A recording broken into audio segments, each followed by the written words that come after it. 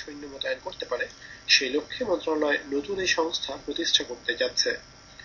এর মধ্য দিয়ে অন্যান্য দেশে আত্মরক্ষা বাহিনীর সদস্য মোতায়েন বৃদ্ধির প্রত্যাশা জাপান সরকার করছে।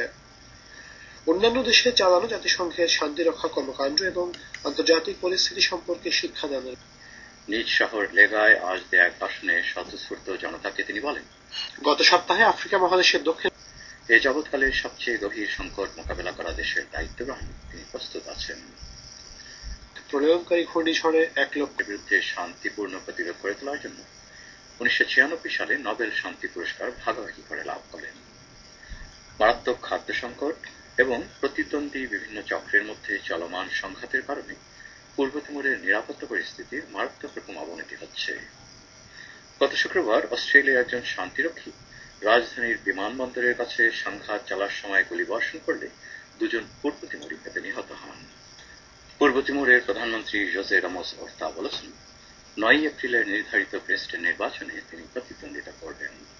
1999 সালে ইন্দোনেশিয়ার নিয়ন্ত্রণ থেকে স্বাধীন হওয়ার পর এ যাবৎকালের সবচেয়ে গভীর সংকট মোকাবেলা করা দেশের দায়িত্ব গ্রহণে তিনি প্রস্তুত আছেন। 57 বছর বয়সী সাবেক আইনজীবী অন্যান্য দেশে চালানো জাতিসংঘের শান্তিরক্ষা কর্মকাণ্ড এবং আন্তর্জাতিক পরিস্থিতি সম্পর্কে শিক্ষাদানের উদ্দেশ্যে সংস্থাটিকে ব্যবহারের পরিকল্পনা মন্ত্রণালয় করছে।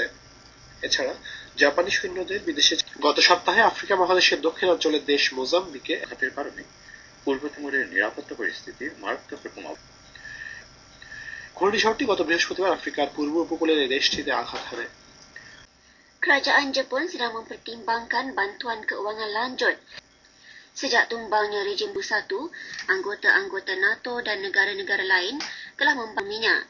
Namun usaha-usaha mereka tidak berjaya seperti yang diharapkan. Memberikan semula keselamatan dan membina semula ekonominya.